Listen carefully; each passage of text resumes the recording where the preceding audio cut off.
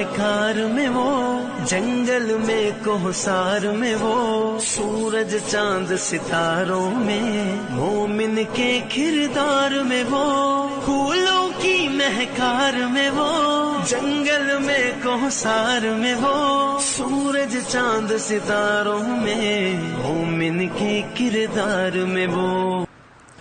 الحمدللہ نحمدہ ونصلی علی رسولہ الکریم۔ آج انشاءاللہ 15واں پارہ اور کوشش کریں گے 16واں بھی۔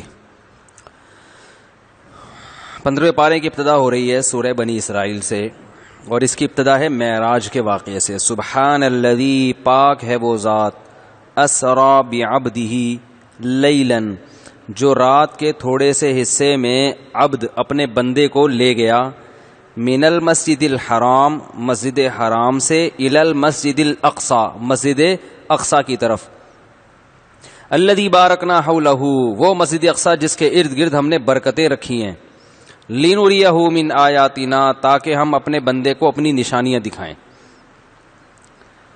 اس سے صاف پتہ چلتا ہے کہ یہ واقعہ خواب میں نہیں ہوا۔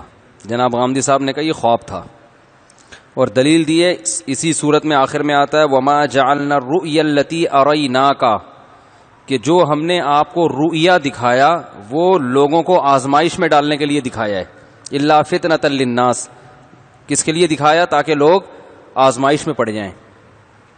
تو محترم نے کہا کہ رؤیا عربی میں خواب کو کہتے ہیں، سمجھ رہے ہیں؟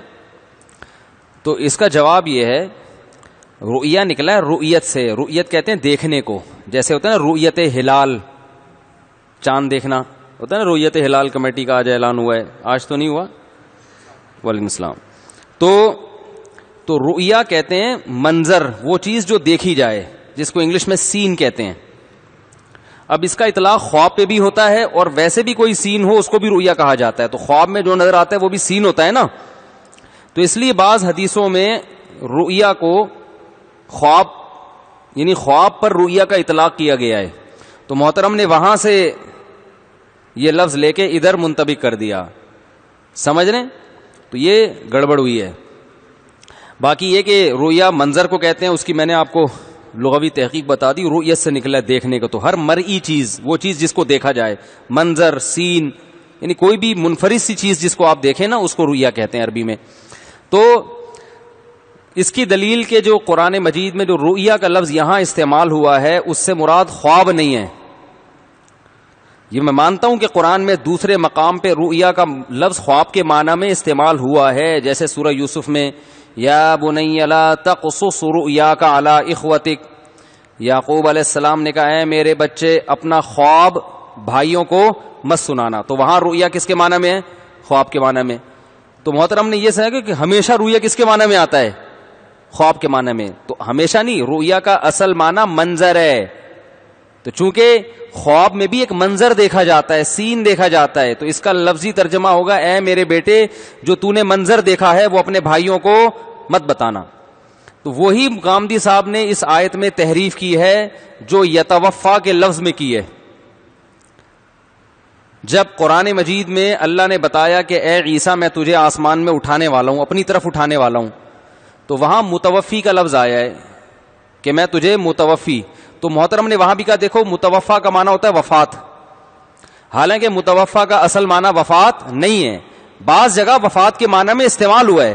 تو محترم نے ان بعض جگہوں سے وہ لفظ ادھار لے کے ادھر بھی لگا دیا، اور وہ بعض جگہیں دکھائی ہیں جہاں وفات کے معنی میں استعمال ہوا۔ قرآن میں وہ جگہ جہاں یتوفا وفات کے معنی میں استعمال ہوئی وہ نہیں دکھائیں۔ تو یہ تحقیق اس کو بولتے ہیں۔ قرآن میں یتوفا کا لفظ جو آیا ہے نا، اللہ یتوفی الانفس حین موتہا، اللہ تمہاری موت کے وقت تمہاری روحوں کو قبض کر لیتا ہے۔ تو یہاں قبض کرنے میں معنی میں آ رہا ہے، موت کے معنی میں نہیں آ رہا۔ اگر موت کے معنی میں آتا تو قرآن کے الفاظ ہوتے اللہ یتوفی الانفس، بس اللہ تمہیں موت دے دیتا ہے۔ آگے حین موتہا، موت کے وقت، تو موت کے لفظ کا 2 دفعہ تکرار ہو جاتا نا، اگر یتوفا کا مطلب موت ہو، اس کا مطلب اللہ تمہیں موت کے وقت موت دے دیتا ہے۔ تو موت کے وقت تو موت ہی دیتا ہے، تو بتایا جا رہا ہے اللہ تمہیں موت کے وقت یتوفا وصول کر لیتا ہے۔ تو پتا چلا یتوفا کا اصل معنی موت دینا نہیں ہے، وصول کرنا ہے، سمجھ رہے ہیں؟ اللہ یتوفی الانفس حین موتها واللتی لم تمت فی منامها، فرمایا جو مرتے نہیں ہیں ان کی روحوں کو بھی سوتے ہوئے میں قبض کر لیتا ہے. تو جو سوتے ہوئے میں روح قبض ہوتی ہے اس کو بھی یتوفا سے اللہ تعبیر کر رہے ہیں. تو محترم غامدی صاحب نے یہاں بھی گڑبڑ کی ہے. تبھی قرآن میں آتا ہے نا کہ یہود کے جو علماء تحریف کرتے تھے وہ تحریف پبلک میں اس لیے کامیاب ہوتی تھی. وَمِنْهُمْ أُمِّيُّونَ لَا يَعْلَمُونَ الْكِتَابَ إِلَّا أَمَانِيًّا، اس لیے کہ ان میں بہت سے ان پڑھ لوگ تھے جو کتاب کا علم نہیں جانتے تھے مگر ظاہری الفاظ کو. امنیہ کہتے ہیں ظاہری تلاوت. تو چونکہ ظاہری الفاظ جانتے تھے وہ، تو اس سے ان کو تحریف کا راستہ یہود علماء کے لیے کھل گیا. تو جب بھی تحریف ہوتی ہے نا قرآن کے الفاظ میں ہیر پھیر کر کے ہوتی ہے. تو جو معنی جانتے ہیں قرآن کا علماء، جو گہرا علم جانتے ہیں، وہ آپ کو بتائیں گے کہ یہاں تحریف ہو رہی ہے. اور قرآن کی ایسی تفسیر کرنا کہ ساری حدیثیں اس کے خلاف جا رہی ہوں. عیسیٰ ابن مریم کے بارے میں نے بخاری مسلم کی حدیث پیش کی تھی کہ نبی نے فرمایا قرب قیامت میں نازل ہوں گے. اور رافعو کا الیہ، اللہ نے فرمایا میں اپنی طرف اٹھا رہا ہوں. وما قتلوہ، اللہ نے قتل بھی نہیں کیا، میں اپنی طرف اٹھا رہا ہوں. یہ اتنے سارے دلائل، پھر پوری امت کا اجماعی عقیدہ. یہ پوری امت میں یہ غلط عقیدہ آیا کون سے سن میں؟ اگر یہ غلط عقیدہ ہے تو کس سن میں امت نے یہ جو ہے نا یہ عقیدہ قبول کیا ہے؟ تو اس لیے لفاظ یہ. تو یہاں معراج میں بھی غامدی صاحب نے یہ کیا، رؤیا کے لفظ میں سے مغالطہ دیا ہے کہ رؤیا عربی میں خواب کے معنی میں آتا ہے. تو قرآن کہہ رہا ہے یہ جو آپ کو ہم نے ساتوں آسمان پہ اور یہ جو ہم بیت المقدس کی طرف لے کر گئے، اس خواب کو ہم نے لوگوں کے لیے آزمائش بنایا ہے. تو حالانکہ یہاں رؤیا خواب کے معنی میں نہیں ہے. رؤیا کا اصل معنی سین، منظر، رؤیت سے نکلا ہے. ہر وہ چیز جس کو دیکھا جائے، لیکن وہ کوئی عجیب سی چیز ہو. ہر سین کو سین تھوڑی کہا جاتا ہے، ہر دیکھی ہوئی چیز کو سین نہیں کہا جاتا. عجیب سی چیز ہوگی اس کو ہم کیا کہیں گے؟ سین. بڑا زبردست سین ہے کہتے ہیں نا لوگ. تو خواب میں بھی ایک عجیب سی چیز ہوتی ہے تو اس کو کیا کہا جاتا ہے؟ رؤیا سے تعبیر کر دیا جاتا ہے. لیکن حقیقت میں رؤیا کا معنی خواب نہیں ہے. تو قرآن نے جو یہ کہا کہ اے نبی ہم نے آپ کو جو رؤیا دکھایا، جو منظر دکھایا، وہ لوگوں کے لیے آزمائش. تو آپ بتاؤ خواب لوگوں کے لیے آزمائش بنتا ہے؟ معراج کے واقعے کو اللہ کہہ رہے ہیں یہ لوگوں کے لیے کیا ہے؟ آزمائش ہے. کیا مطلب؟ بہت سے لوگ اس کا انکار کر دیں گے اور بہت سے اس پر ایمان لے آئیں گے. آزمائش وہ چیز بنتی ہے جو بہت عجیب ہوتی ہے. اگر یہ خواب ہوتا تو مشرکین مکہ اس کا انکار نہیں کرتے. کہتے ہیں ہو سکتا ہے بھائی، خواب میں انسان کہاں سے کہاں ہو کے آ جاتا ہے. آپ بھی ہو کے آ گئے بیت المقدس، ہم تو اس سے بھی آگے سے ہو کے آئے تھے. ابو جہل کہہ دیتا کہ آپ بیت المقدس سے ہو کر آئے ہیں خواب میں، میں تو تھوڑا سا آگے سے وزٹ کر کے آیا ہوں، کہہ دیتا نا. تو اللہ نے فرمایا ہم نے اس رؤیا کو فتنہ بنایا ہے، آزمائش، انسانوں کے لیے آزمائش بنایا ہے. آزمائش جیسے زقوم کے درخت کے بارے میں قرآن میں آتا ہے کہ ہم نے جہنم میں ایک زقوم کا درخت پیدا کیا. جب یہ بات کی نا تو مشرکین مکہ فوراً مذاق اڑانے لگے کہ درخت تو آگ میں اگ ہی نہیں سکتا، اس کی جڑیں کہاں ہیں؟ تو اللہ نے بتایا کہ ہم نے اس درخت کو لوگوں کے لیے آزمائش بنایا ہے. کیا مطلب؟ جہنم کی گڑے میں ایک درخت اللہ نے پیدا کیا ہے. تو جو اللہ پہ یقین رکھنے والے لوگ ہیں وہ اس عجیب و غریب درخت پہ بھی یقین رکھ لیں گے. جو عقل پرست ہیں، اللہ کے مقابلے میں عقل استعمال کرتے ہیں، وہ ایمان نہیں لائیں گے. تو یہ درخت بذات خود ایک آزمائش ہے لوگوں کے لیے. تو بالکل اللہ نے معراج کے واقعے کو کیا فرمایا؟ فتنۃ للناس، کہ ہم نے وما جعلنا الرؤيا التي اريناك الا فتنۃ للناس والشجرۃ الملعونۃ. پھر قرآن کہہ رہا ہے ہم نے جیسے زقوم کے درخت کو لوگوں کے لیے آزمائش بنایا نا، ایسے ہی معراج کے واقعے کو بھی لوگوں کے لیے آزمائش. جیسے زقوم درخت ہونے کے باوجود جہنم میں اگ رہا ہے، عقل کے خلاف ہے، لیکن ایمان والے ایمان لائیں گے، اور جو اللہ کے مقابلے میں عقل استعمال کرتے ہیں وہ انکار کر دیں گے. بالکل اسی آیت کے ساتھ ملا کے اللہ نے کہا معراج کا واقعہ بھی ایسے ہی کیا ہے؟ آزمائش ہے. تو یہ جب ہی آزمائش بنے گا جب یہ جاگتی حالت میں ہو، خواب میں ہو، تو پھر یہ عجیب و غریب بولتے کیوں نہیں بھائی؟ نہیں ہے یہ. تو دونوں کو اللہ نے ایک ساتھ ذکر کیا ہے. تو اس آیتوں میں ہی یہ ذکر ہے، آیتوں میں ہی واضح اشارہ ہے کہ یہ خواب نہیں تھا. اور پھر پہلی آیت جو شروع ہو رہی ہے، سبحان الذی، پاک ہے وہ ذات. اللہ اپنے آپ کو ہر عیب سے پاک کر رہا ہے. سبحان اللہ تعجب کے موقع پہ کہا جاتا ہے نا. تو چونکہ آگے اللہ اپنی قدرت بیان کر رہے ہیں، ہمیں تعجب ہوگا اللہ ایسے کیسے ہو گیا بھائی؟ اللہ کہہ رہے ہیں میں اپنے بندے کو رات کے تھوڑے سے، رات میں بھی نہیں، لیلن میں تنوین تقلیل کے لیے آتی ہے، تھوڑے سے حصے میں. اللہ کہہ رہے میں اپنے بندے کو رات کے تھوڑے سے حصے میں، پوری رات بھی نہیں لگی ہے، تھوڑے سے حصے میں مسجد حرام سے مسجد اقصی کی طرف لے گیا. تو اب ایک دم انسان کہے گا یہ کیسے پاسبل؟ اللہ نے فرمایا سبحان الذی، پاک ہے وہ ذات ہر عیب سے. یعنی اس عیب سے بھی پاک ہے کہ وہ اچھمبے کا کام نہ کر سکے. انسانوں میں یہ عیب ہے کہ وہ عجیب و غریب کام نہیں کرتے. اللہ نے کہا سبحان الذی، وہ عیب سے پاک ہے. نبی خود تھوڑی گئے ہیں، کون لے کر گیا ہے؟ اللہ لے کے گیا ہے. تو غامدی صاحب کو جو اشکال ہو رہے ہیں نا یہ کیسے ہوا، تو یہ اشکال اللہ پہ کر رہے ہیں کہ اللہ نے کیسے کر لیا. ٹھیک ہے نا، کہ اللہ تھا تھوڑے سے حصے میں، تو اسی لیے انہوں نے کہا یہ خواب آیا ہے، خواب آیا تھا. تو قرآن خود نفی کر رہا ہے بھائی خواب نہیں ہے. اور یہاں ویسے آیت جو شروع ہو رہی ہے، پاک ہے وہ ذات جو اپنے بندے کو رات کے تھوڑے سے حصے میں لے گیا مسجد حرام سے مسجد اقصی کی طرف. اور وہ مسجد اقصی جس کے ارد گرد ہم نے برکتیں رکھی ہیں. تو صاف اللہ اپنے نبی صلی اللہ علیہ وسلم کی ایک شان بیان کر رہے ہیں. عبد اپنے بندے کو لے گیا، تو اس میں اور شان بیان کی ہے. تو خوابوں میں یہ سب کچھ تو نارملی ہو سکتا ہے بھائی. خواب میں ابھی 4-5 دن پہلے دوبارہ آسٹریلیا گیا تھا، پتہ نہیں امریکہ گیا تھا، مجھے ایسا یاد نہیں آ رہا. تو گھومتے رہتے ہیں خواب میں، تو آدمی کو پتہ نہیں کیا کیا ہوتا رہتا ہے آدمی کے ساتھ. تو یہ اصل تو چیز ہے، یہ جو فضیلت ہے یہ جاگتی حالت میں ہوا ہے نبی کے ساتھ، یہ آپ کا معجزہ ہے. تبھی اللہ نے فرمایا کہ ہم نے زقوم کے درخت کو جیسے آزمائش بنایا، تو اس رؤیا یعنی اس منظر کو بھی ہم نے کیا بنایا؟ آزمائش بنایا. سمجھ رہے ہیں؟ تو اس لیے اہل سنت والجماعت کا یہ عقیدہ ہے کہ نبی صلی اللہ علیہ وسلم کی جو معراج تھی وہ روحانی نہیں تھی، باقاعدہ جسمانی تھی. یہ اللہ کی قدرت ہے. باقی معجزہ یہ اللہ کی طاقت ہوتا ہے، یہ انسان کی طاقت نہیں ہے، یہ پیغمبر کی طاقت نہیں. یہ کس کی طاقت ہے؟ اللہ کی. ہاں اللہ نے اپنی طاقت اس طرح سے استعمال کی اور ایسے عجیب و غریب کام کیا اپنی پیغمبر سے محبت کو ظاہر کرنے کے لیے. سمجھ رہے ہیں؟ اور اس میں علماء نے حکمتیں بیان کی ہیں کہ معراج کے واقعے میں حکمتیں کیا تھیں. بہت بڑی حکمت یہ تھی کہ آپ چونکہ آخری نبی ہیں اور آپ کا مقام سب سے زیادہ، تو اللہ چاہتے تھے صرف یہ بتائے نہیں بلکہ عمل کروا دیں. تو عمل ایسے کروایا کہ سب سے بڑا عمل اللہ کی نظر میں نماز ہے. تو اللہ اپنے حبیب کو مسجد اقصی لے کر گئے، تمام پیغمبروں کو جمع کیا، آدم علیہ السلام سے لے کے حضرت عیسیٰ علیہ السلام تک تمام پیغمبروں کو، اور نبی کو حکم دیا کہ آپ ان کو نماز پڑھائیں. تو تمام پیغمبروں نے ہمارے نبی کی اقتداء میں نماز پڑھی ہے. تو اللہ نے پریکٹیکلی آپ کی فضیلت کو سب پہ، پتہ نہیں کیا ہو گیا آپ لوگوں کو یار، ثابت کر دیا نا، عمل کرا دیا کہ امام کون ہے؟ آپ کلیم اللہ ہیں. اے موسیٰ آپ سے اللہ ہم کلام ہوتا تھا. وقربناہ نجیہ، آپ سے اللہ سرگوشیاں کیا کرتا تھا کوہ طور پہ بلا کے. اور جو ہے آپ کو اللہ نے جو ہے بڑے بڑے معجزات دیے اور جادوگروں سے مقابلے میں اللہ نے آپ کو جتوایا اور آپ کے بھائی ہارون کے ذریعے آپ کی مدد کی اور فرعون جیسے طاقتور کو الٹ دیا. بہت بڑی فضیلت ہے. لیکن جب نماز قائم ہوگی اور جس محفل میں محمد صلی اللہ علیہ وسلم ہو اور آپ ہو، تو امامت کا حق کس کا ہے؟ آپ کو آگے نہیں کروں گا میں، کس کو آگے کروں گا؟ محمد صلی اللہ علیہ وسلم کو. یہ پریکٹیکلی فضیلت. عیسیٰ علیہ السلام کو اللہ نے معجزے دیے، مردوں کو زندہ کر رہے ہیں، نابینا کی آنکھوں پہ ہاتھ لگا رہے ہیں بینائی لوٹ رہی ہے، کوڑ کے مریض کو پھونک مار رہے ہیں ٹھیک ہو رہا ہے. صحیح ہے نا؟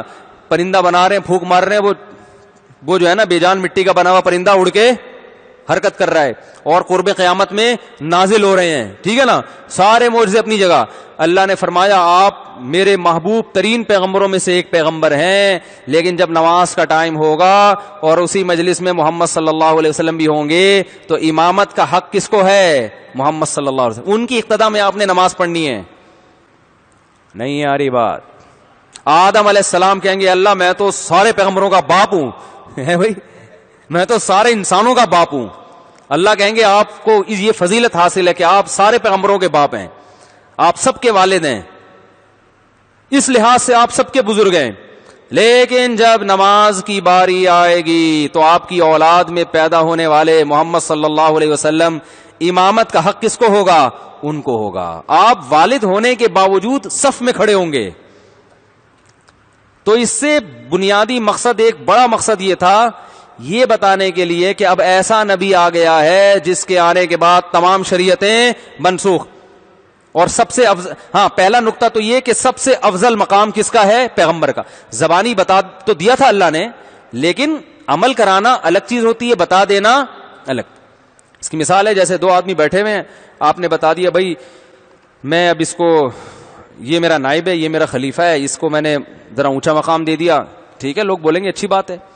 لیکن ایک طریقہ یہ کہ آپ اپنی سیٹ سے اٹھتے ہیں اور جا رہے ہیں اور آپ کہہ رہے ہیں میری سیٹ پہ کون بیٹھے گا, اس کو بٹھا دیا آپ نے, اب بیٹھ جاؤ بھائی, سنبھال لو اپنا, جو تمہارا مقام اور مرتبہ ہے اس کو اب ہینڈ اوور کر دیا آپ نے اس کے. تو یہ پریکٹیکلی جب کوئی چیز کرائی جاتی ہے نا تو وہ اس فضیلت پہ اسٹیمپ لگ جاتی ہے, مہر لگ جاتی ہے. ایک حکمت یہ. دوسری حکمت یہ, ہر پیغمبر کو اللہ نے نماز کا ایک الگ طریقہ دیا ہے. آج بھی یہودی نماز پڑھتے ہیں الگ طریقے سے, تو نبی صلی اللہ علیہ وسلم کو جب نماز کے لیے کھڑا کیا گیا اور نماز کا ٹائم آیا تو جیسے امام نماز پڑھتا ہے مقتدی ویسے ہی پڑھتے ہیں کہ نہیں پڑھتے؟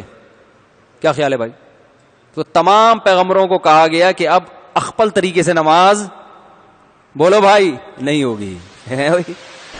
جو آپ کا سب کا اخپل طریقہ تھا اب وہ منسوخ. اب آپ نماز پڑھیں گے تو جیسے امام پڑھ رہا ہے, یعنی اس میں اشارہ ہے نماز کے ذریعے کہ آپ کی شریعتیں اب منسوخ, اب آپ کی نماز منسوخ ہو گئی. باقی تو حکام تو نماز سے چھوٹے ہیں. تبھی نبی نے فرمایا لو کان موسیٰ حیا لما وسعہ الا اتباعی, اگر موسیٰ کلیم اللہ بھی آج زندہ ہوں تو میری اتباع کیے بغیر, میری شریعت پہ چلے بغیر ان کی نجات بھی نہیں ہو سکتی. تو نماز پڑھانے کا یہ مقصد بھی تھا. علماء نے ایک ٹیکنیکل پوائنٹ کی بات کی ہے, اختلافی مسئلہ ہے لیکن ایسی دلچسپ ہے. علماء نے کہا دیکھو سورہ فاتحہ تو صرف محمد صلی اللہ علیہ وسلم پہ نازل ہوئی ہے. قرآن میں آتا ہے وَلَقَدْ آتَيْنَاكَ سَبًّا مِّنَ الْمَثَانِي, ہم نے آپ کو فاتحہ دی ہے. اور حدیث میں آتا ہے اللہ نے, حدیث کا مفہوم ہے کہ اللہ نے مجھے ایک ایسی سورت دی جو پہلے کسی امت کو نہیں دی, اس میں سورہ فاتحہ بھی ہے جو کسی پیغمبر پہ نازل نہیں ہوئی. تو جب باقی پیغمبروں پہ نازل نہیں ہوئی تو نبی نے جب فاتحہ پڑھی ہوگی تو انہوں نے پڑھی ہوگی پیچھے ہے بھائی, وہ تو خاموشی سے سنی ہوگی نا, تو ان کی نماز ہوئی کہ نہیں ہوئی؟ بولو بھائی. اس کا مطلب ہے کہ امام کے پیچھے خاموشی سے بھی نماز ہو جاتی. یہ ایسی ٹیکنیکل پوائنٹ ہے, اصل دلائل یہ نہیں ہے. لوگ اس کو کلپ بنا دیں کہ مصعب نے فاتحہ پہ دلیل دی ہے. یہ ویسی ایک ٹیکنیکل علمی نقطوں کی باتیں ہوتی ہے, پوائنٹ کی باتیں ہوتی, ورنہ قرات خلف الامام کے دلائل وہ ہیں جو میں نے پہلے دیے تھے, 2 دن پہلے بیانات میں دیے تھے. لیکن ایک ٹیکنیکل پوائنٹ ہے کہ بھائی نبی صلی اللہ علیہ وسلم نے فاتحہ پڑھی, باقی تو سب خاموش کھڑے, ان کو تو فاتحہ تھوڑی آتی تھی, تو وہ خاموش تھے. اس کا مطلب صحیح حدیث میں آتا ہے من کان لہ امام فقراءۃ الامام لہ قراءۃ. ناصر البانی رحمہ اللہ نے اس حدیث کو صحیح قرار دیا ہے کہ جس شخص کا کوئی امام ہو تو امام کی قراءت مقتدی کے لیے کافی ہے. یہ حدیث. دوسری طرف بھی حدیثیں, دونوں دلائل کا تجزیہ میں کسی اور بیان میں کر چکا ہوں. لوگوں کے ایک دم نا وہ آنا شروع ہو جاتے ہیں, یہ والی بھی تو ہے, یہ والی بھی تو ہے, نیچے کمنٹس میں آنا شروع ہو جائیں گے. تو میں پورا بتا رہا ہوں, وہ اس پر میں تفصیلی بیان ریکارڈ کرا چکا ہوں, وہ دیکھ لیں. اس میں آپ کی والی کی بھی ہم نے بحث کی ہے. اچھا بھائی, تو معراج جسمانی حالت میں ہوئی ہے, تو یہ دوسری حکمت اور مصلحت تھی. سمجھتا ہے کہ نہیں سمجھتا ہے بات؟ اور تیسری حکمت تھی اپنا قرب, کہ اللہ تعالیٰ نے 7ویں آسمان سے بھی اوپر آپ صلی اللہ علیہ وسلم کو لے کر گئے, اور پھر اللہ کی زیارت ہوئی نہیں ہوئی اس بارے میں دونوں روایتیں ہیں. دونوں علماء بڑے بڑے ہیں, جو میرے رجحان ہے دونوں طرف کے دلائل کو سامنے رکھ کر, زیارت ثابت نہیں ہے براہ راست. دونوں طرف کے دلائل ہیں, اس میں کوئی ایمان اور کفر کا مسئلہ نہیں ہے, تو اس میں نہ کوئی گستاخی کا مسئلہ ہے کہ اگر کوئی یہ کہتا ہے اللہ ہمارے نبی نے اللہ کی زیارت کی یا نہیں کی, تو زیارت کرنا کسی صحیح حدیث سے ثابت نہیں ہے. تو اگر کوئی یہ کہتا ہے تو یہ گستاخ رسول کا فتویٰ اس پہ نہیں لگانا چاہیے, اور نہ کچھ اور فتویٰ لگانا چاہیے. اگر آپ کی رائے ہے کہ کی ہے تو ٹھیک ہے, باقی یہ اگر میں اس پہ ابھی دلائل پہ بات کرنے آ گیا تو ہمارا موضوع بالکل ہی رہ جائے گا. تو بہرحال دونوں رائے ہیں. پھر وہاں موسیٰ علیہ السلام سے ملاقات ہوئی, پیغمبروں سے آپ کی ملاقات کروائی گئی, ٹھیک ہے نا, کیونکہ تمام پیغمبر ایک ہی راستے پہ چلتے ہیں. تو اللہ تعالیٰ نے پیغمبروں سے ملاقات کروائی نبی صلی اللہ علیہ وسلم کی, کیونکہ پیغمبر سب بھائی ہیں, کہ ان کا رشتہ ہے نبوت کا, تو اللہ چاہتے تھے اس دنیا میں بھی آپ کی سب سے ملاقات ہو جائے, ٹھیک ہے نا. اور پھر جو ہے ساتوں آسمانوں کی سیر کرائی گئی آپ کو, اس میں جنت دکھائی گئی, آپ صلی اللہ علیہ وسلم کو جہنم دکھائی گئی. تو آپ نے فرمایا کہ میں نے جہنم سے زیادہ خطرناک منظر کوئی نہیں دیکھا اور جنت سے زیادہ خوبصورت منظر. اور آپ نے وہاں آگ دیکھی جس میں ننگے مرد اور ننگی عورتوں کو جلایا جا رہا تھا. کچھ چیزیں ایسی تھیں جو وہاں آپ کو دکھائی گئیں, لیکن فیوچر کی چیزیں آپ صلی اللہ علیہ وسلم کو ماضی میں لا کے دکھائی گئی ہیں. یہ سب بعض لوگ کہتے ہیں دیکھو ابھی جہنم میں تو لوگ گئے نہیں ہیں تو آپ کو دکھا کیسے دیے گئے, تو اس سے بھی بعض لوگ مغالطہ کرتے ہیں کہ یہ خواب تھا. بھائی نبی صلی اللہ علیہ وسلم کو جاگتی حالت میں اللہ اوپر لے کر گئے ہیں تو اللہ تعالیٰ نے کچھ چیزیں آپ پر منکشف کی ہیں. جیسے ویسے بھی انسان جاگتی حالت میں کچھ چیزیں منکشف ہو جاتی ہیں نا اللہ کی طرف سے, تو ایسے ہی اللہ نے کچھ مستقبل کی چیزیں آپ پر منکشف کی. تو لوگوں کو جلتے ہوئے دیکھا, آپ نے جبریل سے پوچھا یہ کون لوگ ہیں جو ننگے مرد اور ننگی عورتیں جل رہی ہیں؟ آپ نے فرمایا یہ آپ کی امت کے زنا کرنے والے. تو اللہ نے جو لڑکا جو لڑکی دونوں زنا کرنے والوں کو برہنہ آگ میں ڈالیں گے, اسی کے ساتھ جلائیں گے کہ تم نے دنیا میں حرام مزے تو اڑائے ہیں, اب آگ میں بھی اکٹھے جلو گے. اور اسی میں آتا ہے کہ آپ صلی اللہ علیہ وسلم نے دیکھا کہ کچھ لوگ صاف ستھرا گوشت رکھا ہوا ہے خوشبودار, وہ چھوڑ کے کیڑے پڑے ہوئے بدبودار گوشت کھا رہے ہیں. یہ سزا ہے. گوشت جب سڑ جاتا ہے کتنا گندا ہوتا ہے. تو آپ نے جبریل سے پوچھا یہ کون لوگ ہیں؟ تو جبریل علیہ السلام نے فرمایا یہ آپ کی امت کے وہ شادی شدہ لوگ ہیں جو حلال بیوی کو چھوڑ کر زنا کی طرف جاتے, حرام عورت کی طرف جاتے تھے. تو شادی شدہ آدمی کے لیے زنا کرنا تو بھائی اور بھی زیادہ برا ہے. سمجھ رہے ہیں کہ نہیں سمجھ رہے؟ تو یہ اللہ تعالیٰ نے اپنے بندوں کو, اپنے حبیب صلی اللہ علیہ وسلم کو نشانیاں دکھانی تھیں. تو اللہ نے فرمایا کہ ہم پہلے مسجد اقصیٰ سے مسجد حرام کی طرف گئے, تو یہاں سے پھر حدیثوں میں آتا ہے کہ آپ کو براق پہ بٹھا کے آسمانوں تک لے جایا گیا, اور یہ رات کے تھوڑے سے حصے میں ہوا ہے. راتوں رات آپ مسجد اقصیٰ گئے ہیں, اور وہاں سے پھر 7ویں آسمان تک, اور پھر وہاں سے واپس مسجد اقصیٰ, اور پھر وہاں سے واپس مسجد حرام, اور یہ چند سیکنڈوں میں یہ کام ہوا ہے. تو جب آپ صلی اللہ علیہ وسلم نے یہ لوگوں کو بتایا کہ یہ میرے ساتھ ہوا ہے, تو ابو جہل کو موقع مل گیا مذاق اڑانے کا. وہ فوراً حضرت ابو بکر کے پاس گیا اور کہا کہ آپ کو پتا ہے کہ آپ کے دوست, آپ کے ساتھی نے کیا دعویٰ کیا ہے؟ ابو جہل کا خیال یہ تھا کہ اب تو ابو بکر صدیق بھی انکار کر دیں گے. تو حضرت ابو بکر نے پوچھا کیا دعویٰ کیا؟ انہوں نے کہا یہ اس طرح سے کہہ رہے ہیں. انہوں نے کہا کیا واقعی محمد صلی اللہ علیہ وسلم نے یہ کہا ہے؟ انہوں نے کہا ہاں. کہا پھر یہ سچ ہے, ایسا ہوا ہوگا. اگر یہ خواب ہوتا تو ابو جہل اتنا اچھلتا ہوا کودتا ہوا جاتا ہے بھائی؟ وہ تو یہی کہہ رہا تھا کہ اب تو ابو بکر انکار کر دیں گے, کیونکہ جاگتی حالت میں ایسا پاسبل نہیں ہے. تو ناممکنات انسان کے لیے ناممکنات ہوتی ہیں, اللہ کے لیے ناممکن نہیں ہوتا. تو فضائل اعمال اور فضائل صدقات کی کرامتوں پر جو لوگ اعتراضات کرتے ہیں نا, وہ بھی اس لیے کرتے ہیں یہ کیسے ہو گیا. تو وہ کیسے اس لیے کہ وہ یہ سمجھ رہے ہوتے ہیں یہ بزرگ کا اپنا عمل ہے. وہ بھائی اپنا عمل نہیں ہے, یہ کس کی قدرت ہے؟ اللہ کی. کرامت ولی کی قدرت نہیں ہوتی, کرامت کس کی قدرت ہوتی ہے؟ اللہ کی طاقت. ہاں مستند ذریعے سے ثابت ہو تو مانیں گے, اور اگر اوتھینٹک ذریعہ نہیں ہے تو پھر اس کو رد کر دیں گے. کیونکہ لاجک کے خلاف جب کوئی کام ہوتا ہے نا, تو ہمارے پاس مضبوط دلیل ہوگی تو مانگیں گے نا کہ بھئی اللہ نے کیا. تو دلیل وہی لوگوں کے واقعات, اس نے بول دیا فلاں نے لکھ دیا, پھر نہیں ہے. لیکن اگر مستند ذریعے سے ہے تو پھر ماننا پڑے گا اس کو. سمجھ رہے ہیں؟ ہم نے خود اپنی آنکھوں سے کرامتیں دیکھی ہیں. شہید کے خون کی خوشبو سونگھی ہے, کسی سائنسدان کو بتاؤ مانے گا؟ بھائی کسی سائنسدان کو بتاؤ, ڈاکٹر کو بتاؤ میڈیکل سائنس کے, کہ بھئی کئی بندے مفتی صاحب کہہ رہے ہیں میں نے دیکھے کہ شہید ہوئے اور ان کے خون سے کیا آ رہی تھی؟ خوشبو. تو ڈاکٹر مانے گا اس بات کو؟ کیا یہ ممکن نہیں ہے؟ اور اگر کوئی انجینئر جیسا یا کوئی پروفیسر جیسا آدمی فوراً کلپ بنا دے اور میڈیکل سائنس کی رپورٹیں پیش کرنا شروع کر دے کہ یہ تو ممکن ہی نہیں ہے, خون میں تو بدبو ہوتی ہے, اور قرآن میں تو خون کو ناپاک کہا ہے. قرآن میں خود آتا ہے کہ خون کیا ہے؟ ناپاک ہے. تو یہ سب چیزیں تو ناپاک ہیں. اور یہ جناب مفتی طارق مسعود صاحب دیکھو اپنے بزرگوں کی کرامتوں میں غلو سے کام لیتے ہیں اور کہتے ہیں ہم نے شہید کے خون کی خوشبو.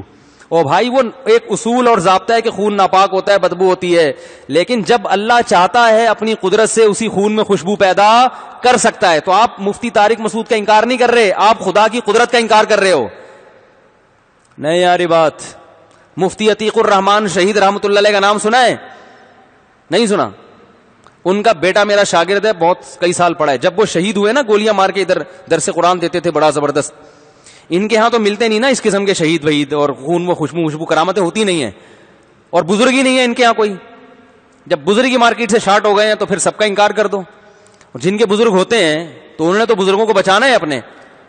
ہاں بزرگ کی غلط بات کو ہم صحیح کبھی ثابت نہیں کرتے, لیکن جو صحیح بات ہے اس کو تو کہیں گے نا, کیونکہ ہمارا تو ایک سلسلہ ہے بزرگوں کا بھائی. تو مفتی عتیق الرحمان شہید رحمۃ اللہ علیہ درس قرآن دیتے تھے, شہید ہو گئے جب کراچی میں فسادات ہو رہے تھے.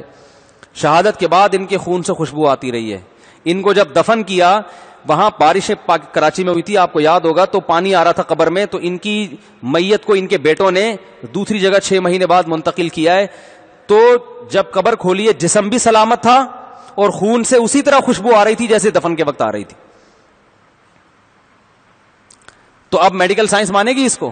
کہے گی بھائی باڈی کا محفوظ رہنا ممکن ہے ہی نہیں. تو کرامت اس شہید کی نہیں ہوتی, یہ کس کی ہوتی ہے؟ نسبت اس کی طرف ہوتی ہے, یہ اللہ کی. تو اللہ جیسے مردوں کے ہاتھ پہ کر دیتا ہے, زندوں پہ بھی کر دیتا ہے. تو اس لیے فضائل صدقات اور فضائل اعمال کے جو واقعات ہیں یہ اہل اللہ کی کرامتوں کے واقعات ہیں, اور کرامت میں نسبت اللہ کی طرف ہو تو کچھ بھی ہو سکتی ہے. اور یہ بھی اعتراض غلط ہے کہ صحابہ کے ہاتھ پہ تو ایسا ہوا نہیں, صحابہ نے تو یہ کیا نہیں, ان کے بزرگ نے کر لیا. تو کرامت یہ ممکن ہے کہ جو کم درجے کا ہو اس کے ہاتھ پہ ہو, اور جو بڑے درجے کا ہو اس کے ہاتھ پہ وہ کرامت نہ ہو. یہ قرآن سے ثابت ہے. سلیمان علیہ السلام نے کہا کہ کون ہے جو ملکہ سبا کا تخت اٹھا کے لے آئے گا یہاں پہ. سلیمان علیہ السلام خود تو لائے نہیں. قرآن کہہ رہے ایک بزرگ بیٹھے ہوئے تھے جن کو پاس زبور کا علم تھا, انہوں نے کہا پلک جھپکنے سے پہلے لے آؤں گا. یہ کہا اور حاضر. اب کوئی کہوا پیغمبر تو لائے نہیں, اور ان کے درباری جو ایک بیٹھے ہوئے تھے بزرگ تھے وہ لے آئے. تو یہ مجھ پہ اعتراض ہوگا, یہ قرآن پہ ہوگا. تو قرآن سے بھی پتہ چلتا ہے کہ ایک چیز پیغمبر کے ہاتھ پہ نہیں ہوتی, امتی کے ہاتھ پہ ہو جاتی ہے. یہ بھی پتہ چلتا ہے کہ کسی کم درجے کے ہاتھ پہ ہو سکتی ہے اور بڑے درجے والے کے ہاتھ پہ نہیں ہو. درجات کا مدار کرامتوں پہ نہیں ہے, درجات کا مدار اعمال پہ ہے.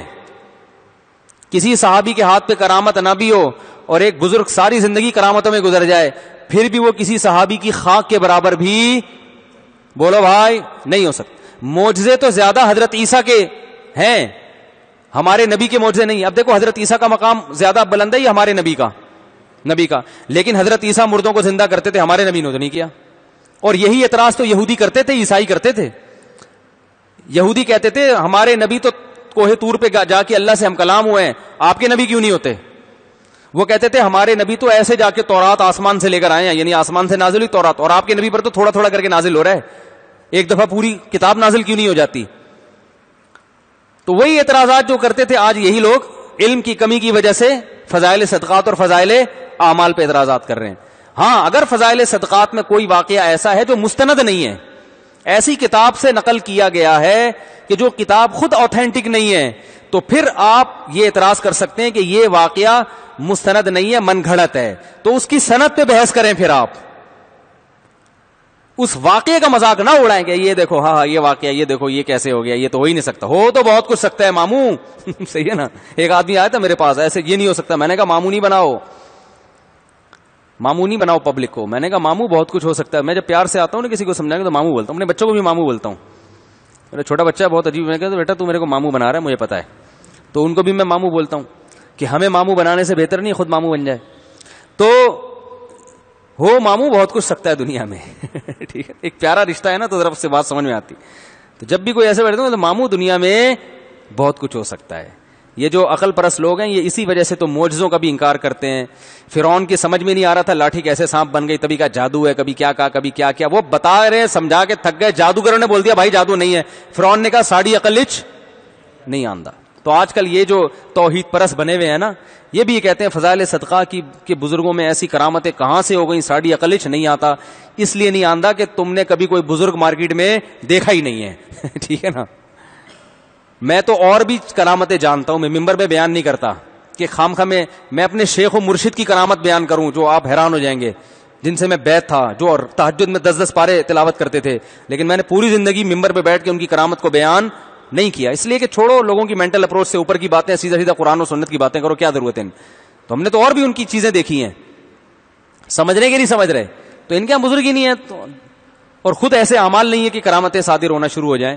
تو اس لیے پھر جن کی ساتھ ہوتی ہے ان کا مذاق اڑاتے ہیں, کبھی فضائل اعمال کا, کبھی فضائل صدقات کا. تو اس لیے فضائل صدقات میں اگر کوئی مستند نہیں ہے اس پر, اور اگر پھر مذاق اڑانا بھی ہے تو فضائل صدقات میں جس کتاب سے وہ واقعہ لیا گیا ہے نا, اس کتاب کے مؤلف کا مذاق اڑاؤ. عموماً اس کتاب کے مؤلف کوئی بہت بڑے محدث ہوتے ہیں جن کا مذاق اڑانے کی کوئی جرت کر نہیں سکتا, تو لہذا ان کا نہیں اڑائیں گے کس کا؟ فضائل اعمال کا, شیخ الحدیث مولانا زکریا رحمۃ اللہ علیہ کا, کیونکہ ان کو ماننے والے پاکستان میں بہت ہیں. تو ان کو اس لیے مذاق اڑائیں گے کہ ان پر اعتماد ختم ہو اور لوگوں کا آپ پر اعتماد بحال ہو. تو یہ اپنی چورن بیچنے کے لیے دوسروں کو چورن کھلایا جا رہا ہے, سمجھ رہے ہیں نا. اپنی پھکی بیچنے کے لیے دوسروں کو کی پھکیوں بند کرائی جا رہی ہیں.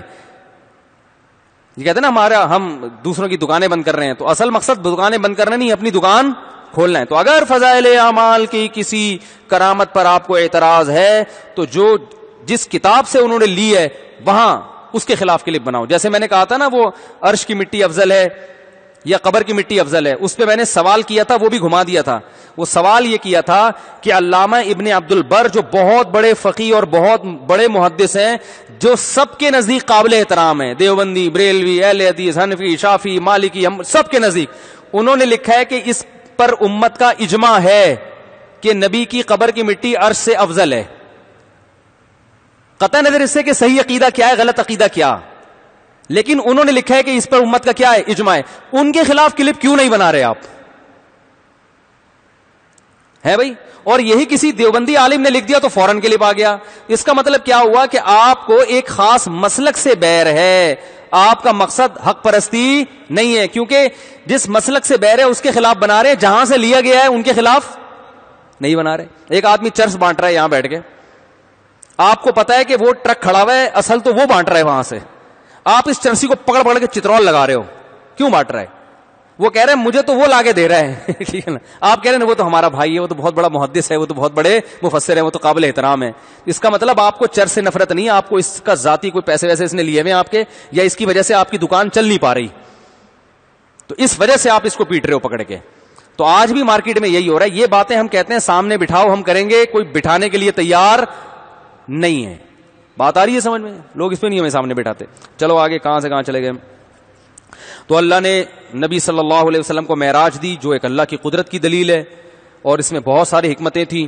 تو اللہ نے یہ جو سورہ بنی اسرائیل ہے بڑی زبردست ہے، اس میں اللہ نے کچھ احکام دیے ہیں، وہ میں موٹے موٹے احکام، بہت اہم رکوع جلدی جلدی بتا دوں. فرمایا اللہ نے حکم دیا اللہ کے سوا کسی کی عبادت نہیں ہوگی، اور والدین کے ساتھ حسن سلوک ہوگا. اتنا حسن سلوک کہ اگر دونوں میں سے ایک بڑھاپے کو پہنچ جائے تو اف کرنے کی بھی اجازت نہیں ہے. یہ بہت بڑا حق ہے بھائی والدین کا. ان کو جھڑکو مت، اور ان کے لیے ہمیشہ عمدہ بات، عزت سے، ان کے دونوں سے عزت سے بات، بہت زیادہ عزت دو ان کو. قل لہما قولا کریما واخفض لہما جناح الذل من الرحمہ. اور ظاہری جسم بھی ان کے سامنے ایسا ہونا چاہیے تواضع والا، ایسے اکڑ کے نہیں کھڑے ہو سینہ تان کے. میرے پاس آتے ہیں نا ابا اور بیٹے ملنے کے لیے، تو جو بیٹا ہے وہ باپ لگ رہا ہوتا ہے، اور باپ کیا لگ رہا ہوتا ہے؟ بیٹا. آج کل جو سیزن چل رہا ہے مارکیٹ میں وہ یہ چل رہا ہے. باپ اڑوے آرام سے بیٹے سے بات کرے گا، بیٹا ایسے چیخنا شروع کر دے گا، ابے ابا ہم نے بولا تھا، ابا یہ کیا تھا. میں حیران ہوتا ہوں یار، یہ عجیب سا حساب کتاب ہے. وہ جو حدیث میں آتا ہے باندھی اپنے آقا کو جنے گی، یہی مطلب ہے کہ جو ماتحت ہوگا وہ باپ بنا ہوا ہوگا، جو باپ ہے وہ کیا بنا ہوا ہوگا؟ ماتحت بنا ہوا ہوگا. تو یہ نہیں ہونا چاہیے. جب آپ اپنے ابا کے ساتھ بیٹھیں تو بات چیت کے اسٹائل سے پتہ چل جانا چاہیے کہ ابا یہ ہیں، آپ نہیں.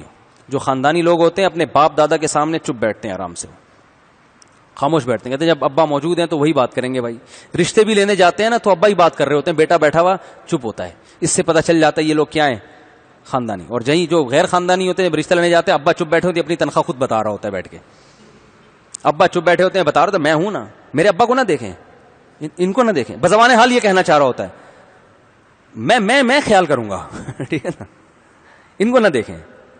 تو یہ بزبان حال یہ سب چیزیں ہو رہی ہوتی ہیں. خاندانی لوگ ہوتے ہیں وہ ابا کو لے کے جاتے ہیں، اور اگر دادا ہیں تو دادا کو لے کے جاتے ہیں، اور دادا کی موجودگی میں ابا بھی خاموش اور آپ بھی خاموش. ہم نے ایسے بھی خاندانی لوگ دیکھے ہیں کہ دادا بیٹھے ہوئے ہیں تو بھائی باپ بھی خاموش ہے، بیٹا بھی خاموش ہے. گھر کے خاندان کے بڑے ہی ہیں تو جو بات ہوگی یہ کریں گے. سمجھ رہے ہیں؟ تو یہ انسان کے خاندانی ہونے کی علامت ہوتی ہے. تو خاندانی بنے خاندانی. اچھا بھائی وقضا اما یبلغن فلا تقل لهما اف ولا تنهرهما. اسی طرح خاندانی جوڑا جو ہے نا گھر میں، اس میں شوہر جب بات کر رہا ہوتا ہے نا کسی، تو بیوی خاموش ہوتی ہے. جب بیٹی کے لیے رشتہ آتا ہے تو بیگم صاحبہ سے کوئی کہے کہ بھائی آپ کی بچی کے لیے میں اپنے بیٹے سے شادی کرنا چاہتی ہوں، تو خاندانی عورت کہتی ہے میں اپنے میاں سے پوچھ کے بتاؤں گی. آئی بات سمجھ میں؟ پھر وہ بتاتی ہیں دیکھیں بہت اچھا ہے ہمارا بیٹا، اتنا زبردست، اتنا کماتا ہے، اور ایسی گورنمنٹ کی جاب ہے، لہذا بغیر کچھ کیے اتنا کما لیتا ہے، ماشاءاللہ بہت زبردست ہے. ٹائم سارا آپ کی بیٹی کو ہی دے گا. یعنی مقصد یہی ہوتا ہے نا کہ سارا ٹائم کس کو دے گا؟ آپ کی بچی کو ہی دے گا. تو آفس کو تو ٹائم، بلکہ سونے کا ٹائم وہاں ہوگا، یہاں جاگنے کا ٹائم ہوگا، سارا ٹائم آپ کا. تو اور جتنا بھی نالائق ہو جائے جاب سے نکالنے کا تو سوال ہی پیدا نہیں ہوتا. ایک دفعہ گورنمنٹ کے ادارے میں چلے جاؤ قیامت تک نہیں نکل سکتے آپ وہاں سے، کچھ بھی کر لو. تو اتنا اچھا رشتہ ہے. تو لیکن جو خاندانی مائیں ہوتی ہیں وہ کہتی ہیں ٹھیک ہے ماشاءاللہ، لیکن میں ان کے والد سے پوچھوں گی. دیکھیے فیصلہ تو بالآخر انہوں نے ہی کرنا ہے. فیصلہ تو اللہ نے باپ کو حق دیا ہے، اور خاندانی لوگوں میں بچیوں کی شادیوں کے فیصلوں کا حق کس کے پاس ہوتا ہے؟ ابا کے پاس ہوتا ہے. تو وہ بہت اچھی بات ہے، میں ساری باتیں اسی طرح سمجھا دوں گی، اللہ کرے ان کی سمجھ میں آ جائے. پھر وہ جب میاں رات کو آتے ہیں تو ان کو سمجھاتے ہیں بھی دیکھیں بچی بڑی ہو گئی ہے، ایسا رشتہ آیا ہے اور یوں ہے اور فلانا ہے، فیصلہ کیا کرنا ہے وہ تو آپ نہیں کرنا ہے، میرا ایک مشورہ ہے کہ بہت اچھا. تو یہ خاندانی ہوتے ہیں. اور جو غیر خاندانی ہوتے ہیں ان کا جب رشتہ آئے تو وہ انہوں نے بتایا ہمارا بیٹا ہے، آپ کی بیٹی جوان ہو گئی ماشاءاللہ، یوں ہے فلانا ہے ڈمکانا ہے، تو آپ دیکھ لیں ان کے ابا سے بات کر لیں. ابا سے بات تو میں بتا دوں گی ان کو، آئیں گے شادی میں، آئیں گے ضرور، وہ آپ بے فکر رہیں، آپ کی بے عزتی نہیں ہوگی کہ لڑکی کے ابا کہاں ہیں. آئیں گے، لیکن فیصلہ کس کا ہوگا بھائی؟ وہ تو میرا ہوگا. اور ان کے ابا نے آج تک زندگی میں کبھی کوئی فیصلہ صحیح کیا ہے؟ بزبان حال بتا رہی ہوتی کہ مجھ سے شادی کا فیصلہ ٹھیک نہیں تھا ان کا. اگر یہ صحیح فیصلے کرنے کے اہل ہوتے تو مجھ سے شادی کرتے. یعنی بولتی نہیں ہے لیکن بزبان حال کا مطلب ہوتا ہے آپ ان کی باتوں سے اخذ کریں. تو میں نے بتایا تھا نا، خاتون آئی تھی اتنی تیز خاتون، باتیں ایسی چبا چبا کے جیسے ہوتی نا، یوں میرا یوں. تو مجھے اندازہ ہو گیا تھا کہ یہ یقیناً بیوہ ہو چکی ہوں گی اب تک. یعنی مجھ سے آدھا گھنٹہ ان کو نہیں سنا جا رہا، مجھے بولنا ہی نہیں دے رہی. اپنا دکھڑا لے کے آئی تھی تو بھائی 5 منٹ میں دکھڑا سناؤ، 10 بریک لگے گی تو میں آگے کوئی نصیحت دوں گا نا. بولے ہی جا رہی. پھر سارے برے، بچے بھی برے، ساس کا بھی غلط سلوک تھا میرے ساتھ، اور فلانا بھی برا، کوئی ٹھیک ہی نہیں. مجھے اندازہ ہو گیا یار یہ مجھ سے برداشت نہیں ہو رہی ہے، ان کے میاں نے کیسے برداشت کیا. تو مجھے یقین ہو گیا تھا کہ ان کے میاں کا انا للہ ہو چکا ہوگا. اتنا عرصہ کوئی آدمی ایفورڈ کر نہیں پاتا. تو میں نے کہا کہ آپ کے میاں کا انتقال ہو گیا؟ انہوں نے کہا ہاں وہ تو 10 سال پہلے چلے گئے تھے. تو میں کہنے والا تھا کہ پھر بھی بہت برداشت کی ہے. شادی کو 30 سال ہو گئے لیکن گئے کب ہیں؟ صرف 10 سال. لیکن میں نے کہا ایسا نہ ہو کہ 1 گھنٹہ اور بیٹھ جائیں، پھر اگلے جگہ جائیں تو پھر مجھے بھی کہ مفتی الفلاحیہ مسجد کے امام صاحب بھی ایسے. لیکن مجھے اندازہ ہو گیا تھا کہ بہت بڑا حوصلہ ان کے میاں کا کہ انہوں نے 20 سال گزارے. تو ایسے بعض میاں بھی ہوتے ہیں، ایسا نہیں ہے کہ صرف عورتیں ایسی ہوتی ہیں، ایسے بعض میاں بھی ہوتے ہیں کہ بیوی ڈپریشن سے مر جاتی ہے. ایسے ایک میاں تھے، اللہ بچائے یار، کیسے کیسے لوگوں سے واسطہ پڑتا ہے. وہ ہمارے دوست تھے، بلکہ یوں سمجھے کہ ابھی میں زیادہ گہرائی میں جاؤں گا تو وہ سمجھ جائیں گے میری بات ہو رہی ہے. کیا کروں، کوئی ایسے کوڈ ورڈ ہونا چاہیے نا، وہ لوگ آج کل ہر جگہ پہنچا دیتے ہیں. وہ تھے، بس کوئی تھے. تو ان کی جب شادی ہو رہی تھی نا، ہم لوگ بیٹھ کے یہ بات کر رہے تھے کہ یار ان کی بیوی کا ہوگا کیا بیچاری کا. کیونکہ ہم نے ان کو صاحب کو دیکھا تھا، کبھی زندگی میں ایک دھیلے کا کام خود نہیں کیا. یا کھجانا بھی ہوگا نا، آپ کو بلائیں گے یار ادھر ادھر کھجانا. یعنی بالکل ایسے تو نہیں، لیکن اس ٹائپ کے آدمی. کھجلی بھی ہو رہی ہے نا تو آپ کو بلائیں گے یار ذرا کوئی ڈنڈی لے کر آئے، ادھر ادھر کھجا. کبھی بیٹھ کے یہ نہیں کہ اٹھ کے پانی خود پی لیں، ہر کام بیٹھے بیٹھے بس ان کو چاہیے تھا. تو ہم تھے کہ یار یہ بیچاری بیوی کا بنے گا کیا.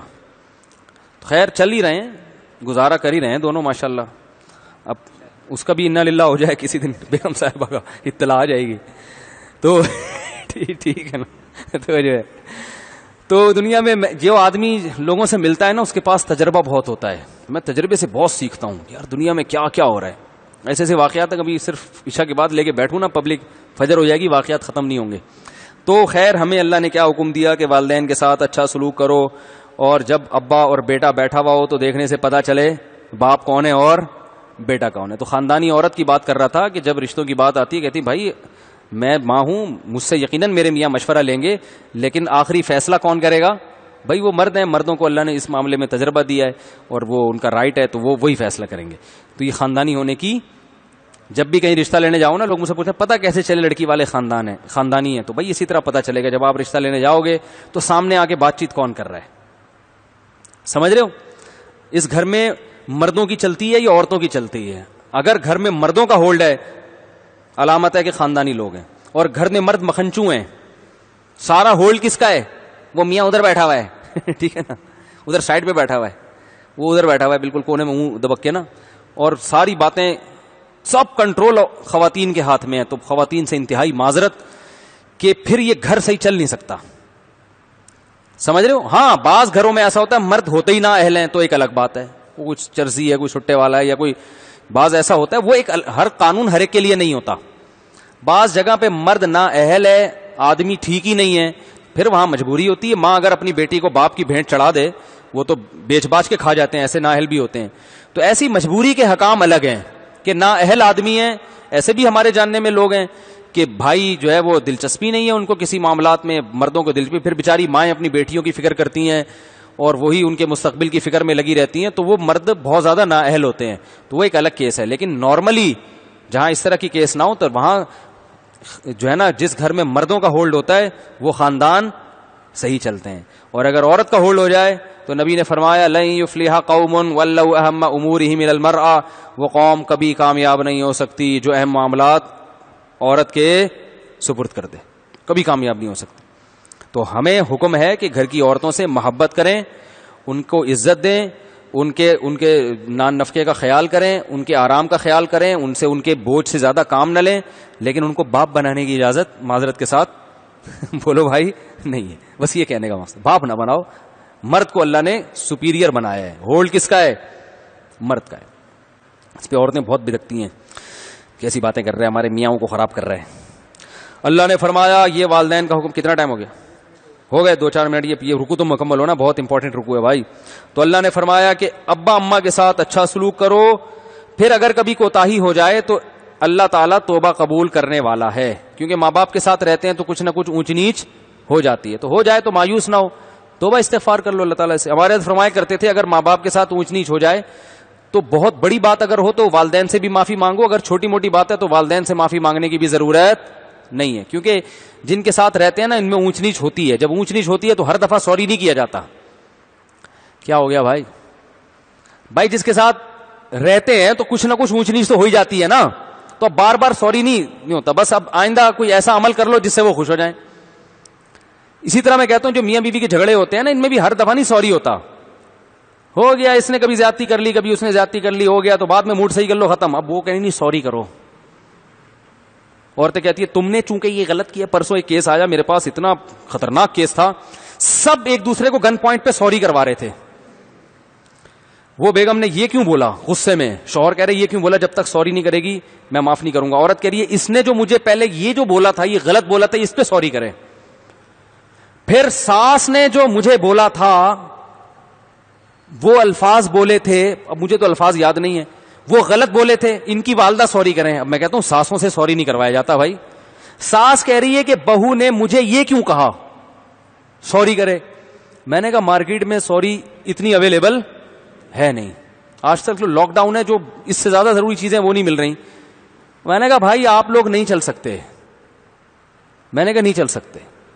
جو گھر چلتے ہیں نا وہ اسی طرح چلتے ہیں. غلطی ہو گئی, غصہ آیا, تھوڑا نکال لیا, چلو بھائی ختم. دوبارہ آدمی خود ہی سوچتا ہے بھائی اس دن بڑا تب گئی تھی اس بات پہ. ٹھیک ہے نا, آدمی کو پتا چل جاتا ہے نا. بیگم کو میں نے جب یہ لفظ بولا تو اس دن بہت زیادہ غصہ کیا تھا, اس نے بہت کچھ اچھل کود کیا تھا, تو بس اس وقت تو بڑبڑائے گا, اس کے بعد آئندہ تھوڑا سا ہی بولتے ہوئے احتیاط کر لے گا. یہی ہوتا ہے نا. عورت کو پتا ہے میرے میاں کا میٹر شارٹ ہوتا ہے اس بات سے, تو اس دن میں نے یہ لفظ بولے تھے تو ضرورت سے زیادہ شارٹ ہو گیا تھا, تو اب تھوڑا یہ الفاظ بولتے ہوئے احتیاط کرو. اس دن ہو گیا تھا, بس ختم, اس کو کرنٹ لگتا ہے اس بات سے. ٹھیک ہے نا. تو بس کافی اتنا سوریاں نہیں, آپس کے جو میل جول ہوتے ہیں نا ان میں کبھی بہت بڑی بات ہو جائے تو ٹھیک ہے, چھوٹی موٹی باتیں ہو رہی ہیں آئندہ کے لیے, جو ورنہ اس سے معاملہ خراب ہوتا ہے. یہ غلطی مانے, یہ مانے کہ میں نے کیا ہے, یہ وہ پھر وہ کہہ رہا پھر یہ بھی یہ مانے. تو بھائی ہو گیا جو ہو گیا, مٹی پاؤ, باڑ میں جائے. جو تھا تو غلط تھی, میں صحیح تھا, چھوڑو, مٹی پاؤ, اب نئی زندگی گزارو. اب لوگ کہتے ہیں نئی زندگی کا ہم نے معاہدہ کیا تھا, اب دوبارہ پرانی باتوں کو نہیں دہرائیں گے, اور پھر اب نئی زندگی گزاری تھی, 15 دن گزرے نہیں, پھر کسی نئی بات پہ پھڈا ہو گیا. پھر وہ آتے ہیں کہ یہ کیا ہو گیا, تو گزارا. میں نے کہا تھا 15 دن ہو گئے نا, نئی بات پہ پھڈا ہوا, اسی وقت کے بعد سے پھر دوبارہ سے نئی زندگی کا آغاز کر لو.